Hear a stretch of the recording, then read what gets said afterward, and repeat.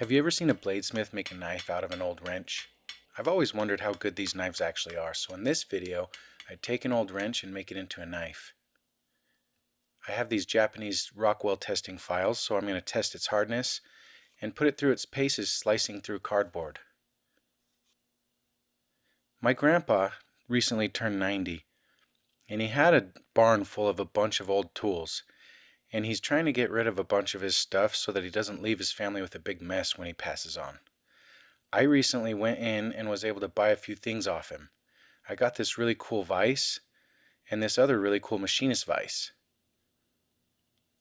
along with a bunch of other things.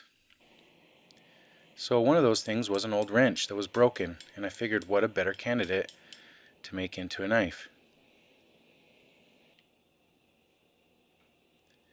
So instead of using my angle grinder to grind off the top portion, I used a hot cut hardy tool. So you heat up the steel and hit it against this sharp tool, and you cut through the steel that way.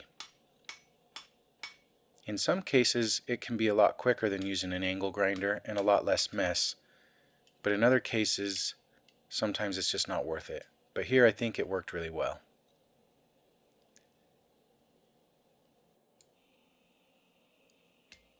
The good part about using a wrench to make a knife is that you already have a finished handle.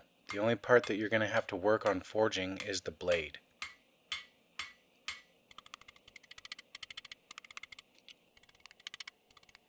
And the knife I'm making here is fairly straightforward.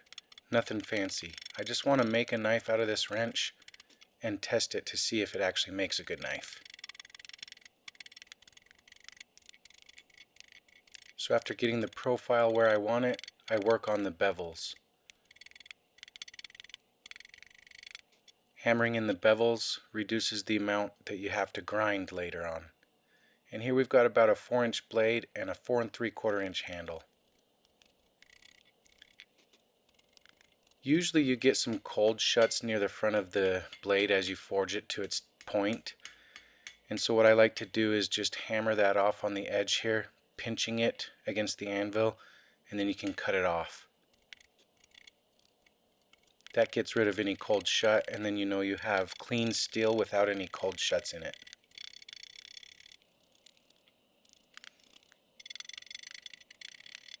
Then I just do some refining blows to get rid of all of the deep hammer marks and kind of get its final shape and work on the bevels a little more.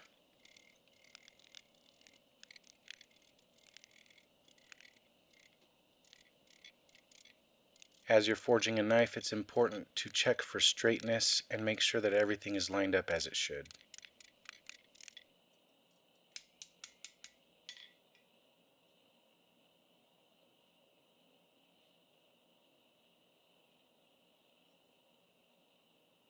Then it goes into the forge for some thermal cycling.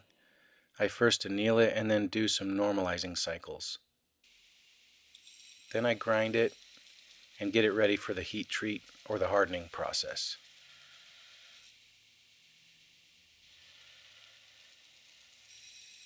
I don't do too much grinding here, but I do grind a little bit off the edge so that I can see the tempering colors after I do the hardening process.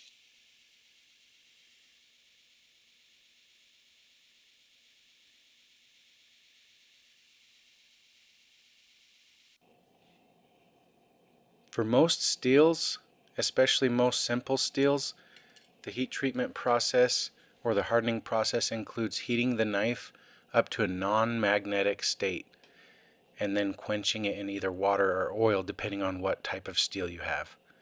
So in this one, it's a mystery steel. I don't know what it is. I first quench it in oil, and we'll see how hard it got. I use a file to see if it skates over the edge of the steel.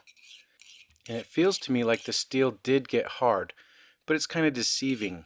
So I'm going to actually test it with some Japanese Rockwell hardness testing files a little later on. But to get started, let's just temper the knife and make sure it's not brittle, and then we'll grind back these bevels and get to some fresh steel.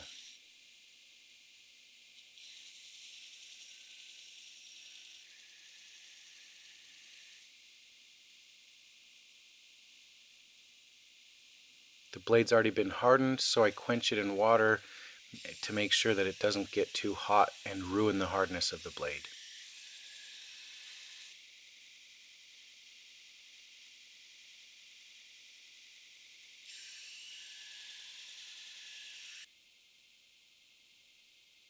You can see there's a bit of a cold shut there on the blade, and that's where that raised portion of the wrench handle got forged down into the blade of the knife. But I do sand that out eventually. This is a Trizact or a Gator belt from 3M. They make a really smooth, nice finish on any knife blade. I really do recommend them.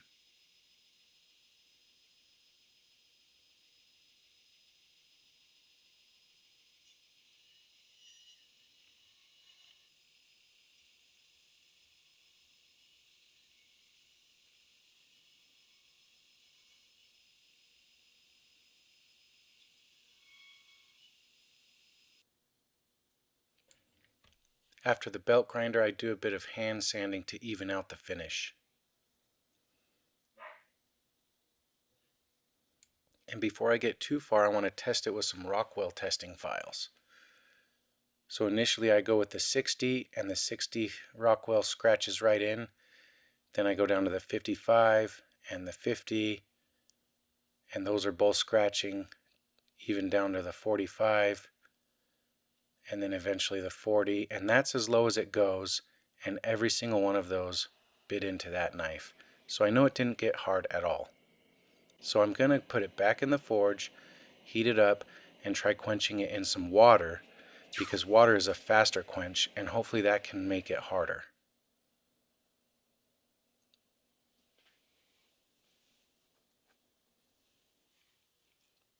So I start initially with the 40, and I guess my camera cut out, but the 40 Rockwell file actually bit right into it. So I don't think this wrench steel can get very hard. It is a very tough steel, but I don't think it's very hardenable. But I decide anyway to finish off the knife. I already put all this work and effort into it, and so I decide to just put it through its paces and see, maybe it didn't get very hard, but maybe it'll still make a functional knife. So I finish off the polish with a Scotch-Brite belt, which puts a nice satin finish on it. And then I take it to a fine grit belt and put the secondary bevel on there. And as you do this, you'll create a burr as you apex the top of the blade. The quickest way I've found to remove that burr is actually on a buffing wheel with some polishing compound. This does take a bit of practice to get it right, but for me as a knife maker, this is the quickest way that I can do this. Just a few passes and then it's super sharp. Cutting right through this paper, no problems at all. And then shaving hair really well. But just because it got sharp doesn't mean it's going to hold its edge. So I want to put it through a test to see how long it'll hold this edge.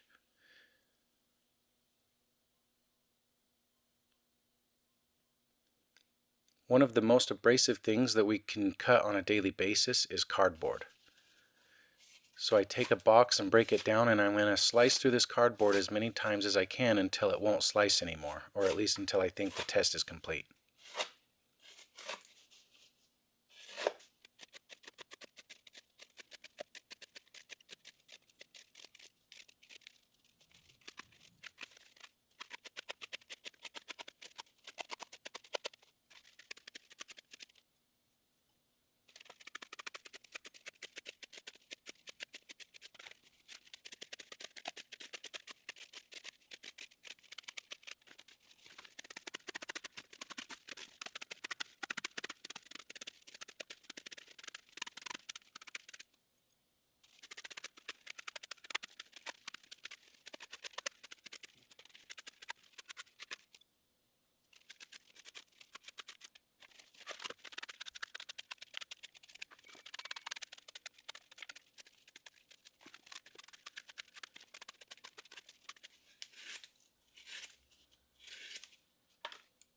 At this point, it's still slicing through the cardboard really well.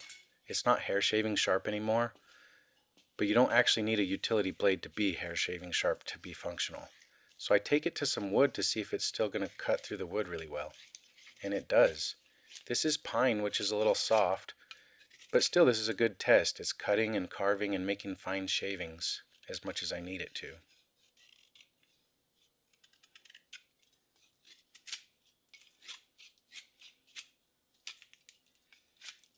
So what do you think? Is there some other element to this steel that might have some edge holding properties?